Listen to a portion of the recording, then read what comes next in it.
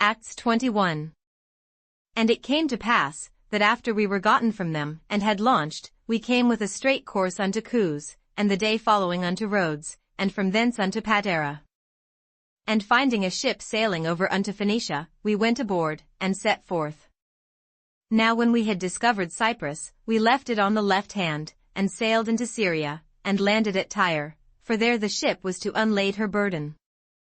And finding disciples, we tarried there 7 days, who said to Paul through the Spirit, that he should not go up to Jerusalem. And when we had accomplished those days, we departed and went our way, and they all brought us on our way, with wives and children, till we were out of the city, and we kneeled down on the shore, and prayed. And when we had taken our leave one of another, we took ship, and they returned home again. And when we had finished our course from Tyre, we came to Ptolemais, and saluted the brethren, and abode with them 1 day. And the next day we that were of Paul's company departed, and came unto Caesarea, and we entered into the house of Philip the evangelist, which was one of the 7, and abode with him. And the same man had 4 daughters, virgins, which did prophesy. And as we tarried there many days, there came down from Judea a certain prophet, named Agabus.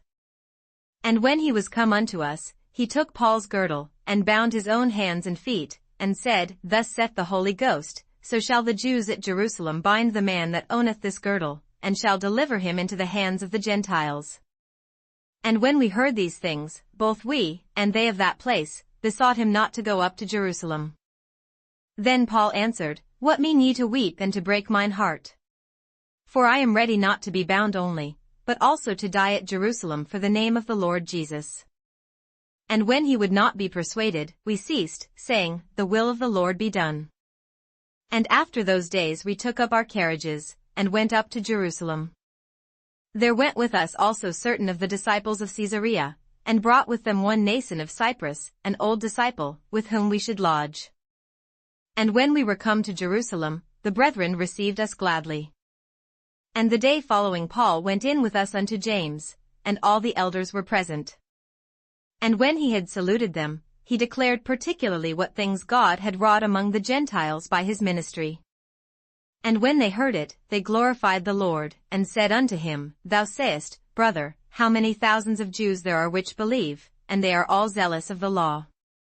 And they are informed of thee, that thou teachest all the Jews which are among the Gentiles to forsake Moses, saying that they ought not to circumcise their children, neither to walk after the customs. What is it therefore? The multitude must needs come together, for they will hear that thou art come. Do therefore this that we say to thee, We have 4 men which have a vow on them. Them take, and purify thyself with them, and be at charges with them, that they may shave their heads, and all may know that those things, whereof they were informed concerning thee, are nothing, but that thou thyself also walkest orderly, and keepest the law. As touching the Gentiles which believe, we have written and concluded that they observe no such thing, save only that they keep themselves from things offered to idols, and from blood, and from strangled, and from fornication.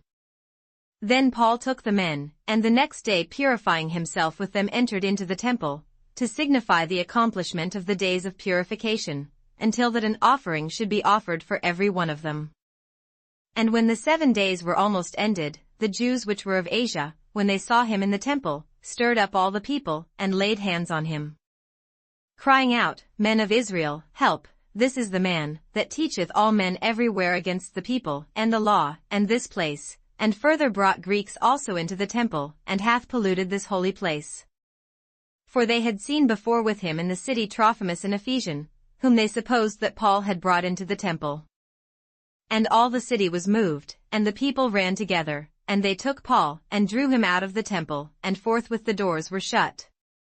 And as they went about to kill him, tidings came unto the chief captain of the band, that all Jerusalem was in an uproar. Who immediately took soldiers and centurions, and ran down unto them, and when they saw the chief captain and the soldiers, they left beating of Paul. Then the chief captain came near, and took him, and commanded him to be bound with 2 chains, and demanded who he was, and what he had done. And some cried one thing, some another, among the multitude, and when he could not know the certainty for the tumult, he commanded him to be carried into the castle. And when he came upon the stairs, so it was, that he was borne of the soldiers for the violence of the people. For the multitude of the people followed after, crying, Away with him. And as Paul was to be led into the castle, he said unto the chief captain, May I speak unto thee? Who said, Canst thou speak Greek? Art not thou that Egyptian, which before these days madest an uproar, and leddest out into the wilderness 4,000 men that were murderers? But Paul said, I am a man which am a Jew of Tarsus, a city in Cilicia, a citizen of no mean city, and, I beseech thee, suffer me to speak unto the people. And when he had given him license, Paul stood on the stairs, and beckoned with the hand unto the people. And when there was made a great silence, he spake unto them in the Hebrew tongue, saying, Acts 22. Men, brethren, and fathers, hear ye my defense which I make now unto you. And when they heard that he spake in the Hebrew tongue to them, they kept the more silence, and he saith, I am verily a man which am a Jew, born in Tarsus, a city in Cilicia, yet brought up in this city at the feet of Gamaliel, and taught according to the perfect manner of the law of the fathers, and was zealous toward God, as ye all are this day. And I persecuted this way unto the death, binding and delivering into prisons both men and women. As also the high priest doth bear me witness, and all the estate of the elders, from whom also I received letters unto the brethren, and went to Damascus, to bring them which were there bound unto Jerusalem, for to be punished. And it came to pass, that, as I made my journey, and was come nigh unto Damascus about noon, suddenly there shone from heaven a great light round about me. And I fell unto the ground, and heard a voice saying unto me, Saul, Saul, why persecutest thou me? And I answered, Who art thou, Lord? And he said unto me, I am Jesus of Nazareth, whom thou persecutest. And they that were with me saw indeed the light, and were afraid, but they heard not the voice of him that spake to me. And I said, What shall I do, Lord? And the Lord said unto me, Arise, and go into Damascus, and there it shall be told thee of all things which are appointed for thee to do. And when I could not see for the glory of that light, being led by the hand of them that were with me, I came into Damascus. And one Ananias, a devout man according to the law, having a good report of all the Jews which dwelt there, came unto me, and stood, and said unto me, Brother Saul, receive thy sight. And the same hour I looked up upon him. And he said, The God of our fathers hath chosen thee, that thou shouldest know his will, and see that just one, and shouldest hear the voice of his mouth. For thou shalt be his witness unto all men of what thou hast seen and heard. And now why tarriest thou? Arise, and be baptized, and wash away thy sins, calling on the name of the Lord. And it came to pass that, when I was come again to Jerusalem, even while I prayed in the temple, I was in a trance, and saw him saying unto me, Make haste, and get thee quickly out of Jerusalem, for they will not receive thy testimony concerning me. And I said, Lord, they know that I am imprisoned and beat in every synagogue them that believed on thee. And when the blood of thy martyr Stephen was shed, I also was standing by, and consenting unto his death, and kept the raiment of them that slew him. And he said unto me, Depart, for I will send thee far hence unto the Gentiles. And they gave him audience unto this word, and then lifted up their voices, and said, Away with such a fellow from the earth, for it is not fit that he should live. And as they cried out, and cast off their clothes, and threw dust into the air, the chief captain commanded him to be brought into the castle, and bade that he should be examined by scourging, that he might know wherefore they cried so against him.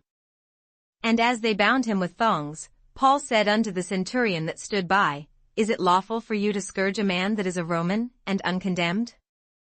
When the centurion heard that, he went and told the chief captain, saying, Take heed what thou doest, for this man is a Roman. Then the chief captain came, and said unto him, Tell me, art thou a Roman? He said, Yea. And the chief captain answered, With a great sum obtained I this freedom. And Paul said, But I was free-born. Then straightway they departed from him which should have examined him, and the chief captain also was afraid, after he knew that he was a Roman, and because he had bound him.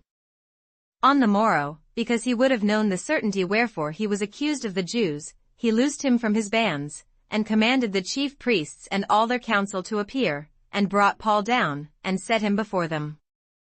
Job 33. Wherefore, Job, I pray thee, hear my speeches, and hearken to all my words. Behold, now I have opened my mouth, my tongue hath spoken in my mouth. My words shall be of the uprightness of my heart, and my lips shall utter knowledge clearly. The Spirit of God hath made me, and the breath of the Almighty hath given me life. If thou canst answer me, set thy words in order before me, stand up. Behold, I am according to thy wish in God's stead, I also am formed out of the clay. Behold, my terror shall not make thee afraid, neither shall my hand be heavy upon thee. Surely thou hast spoken in mine hearing, and I have heard the voice of thy words, saying, I am clean without transgression, I am innocent, neither is there iniquity in me. Behold, he findeth occasions against me, he counteth me for his enemy. He putteth my feet in the stocks, he marketh all my paths. Behold, in this thou art not just, I will answer thee, that God is greater than man. Why dost thou strive against him? For he giveth not account of any of his matters. For God speaketh once, yea twice, yet man perceiveth it not. In a dream, in a vision of the night, when deep sleep falleth upon men, in slumberings upon the bed. Then he openeth the ears of men, and sealeth their instruction. That he may withdraw man from his purpose, and hide pride from man. He keepeth back his soul from the pit, and his life from perishing by the sword. He is chastened also with pain upon his bed, and the multitude of his bones with strong pain.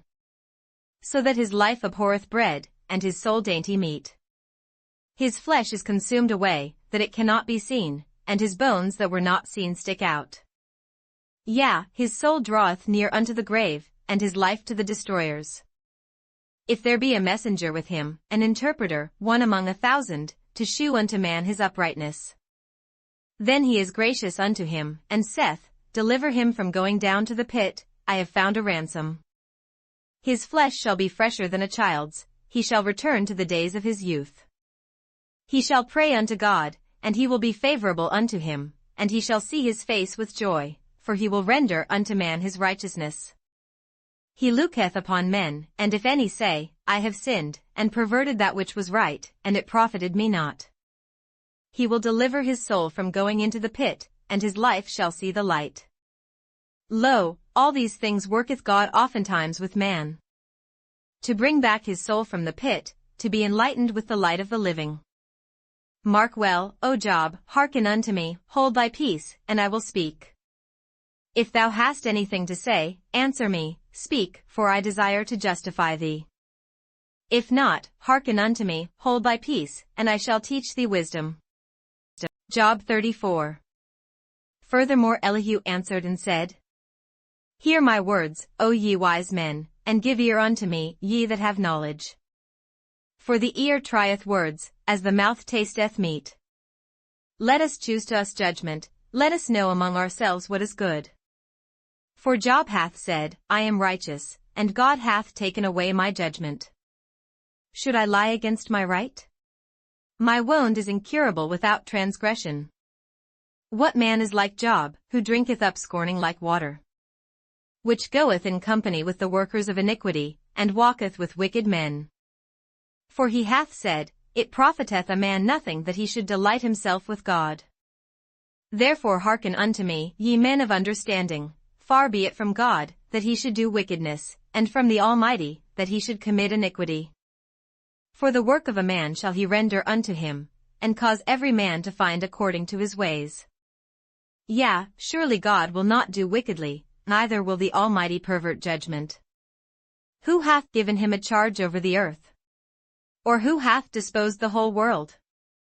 If he set his heart upon man, if he gather unto himself his spirit and his breath. All flesh shall perish together, and man shall turn again unto dust. If now thou hast understanding, hear this, hearken to the voice of my words.